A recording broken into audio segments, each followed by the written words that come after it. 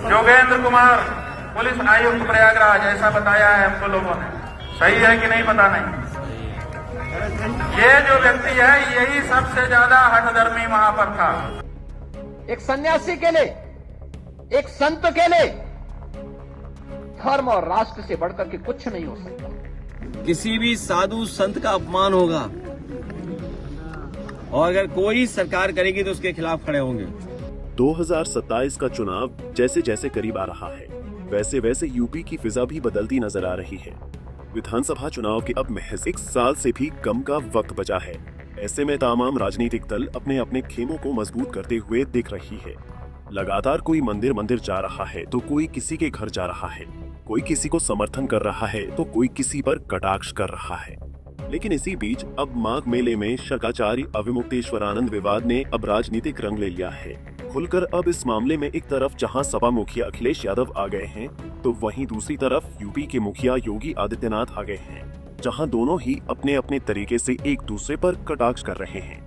दरअसल माघ मेले में शंकराचार्य अविमुक्तेश्वरानंद के साथ जो विवाद हुआ, उसमें अखिलेश यादव ने शंकराचार्य अविमुक्तेश्वरानंद ने फोन पर बात की और कहा कि ये गलत हुआ है।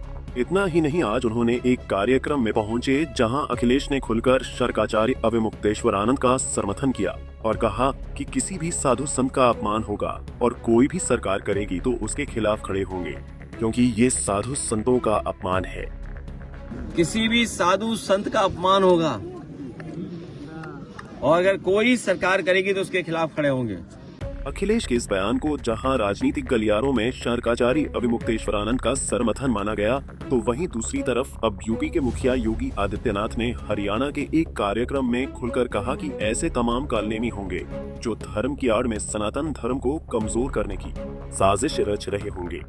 इस बयान में न सिर्फ तंज था, बल्कि अखिलेश पर खुलकर पलटवार भी था। सुनिए सीएम योगी ने क्या कुछ कहा। बहन और भाइयों, एक योगी के लिए, एक सन्यासी के लिए, एक संत के लिए धर्म और राष्ट्र से बढ़कर के कुछ नहीं हो सकता।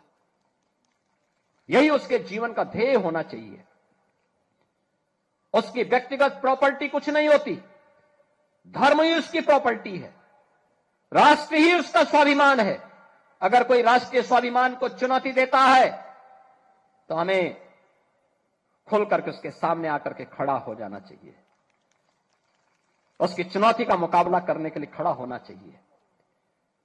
कोई धर्म के खिलाफ आचरण करता है, क्योंकि ऐसे तमाम कालनेमी होंगे जो धर्म की आड़ में सनातन धर्म को कमजोर करने की साजिश रच रहे होंगे। हमें उनसे सावधान होना होगा, उनसे सतर्क रहना होगा।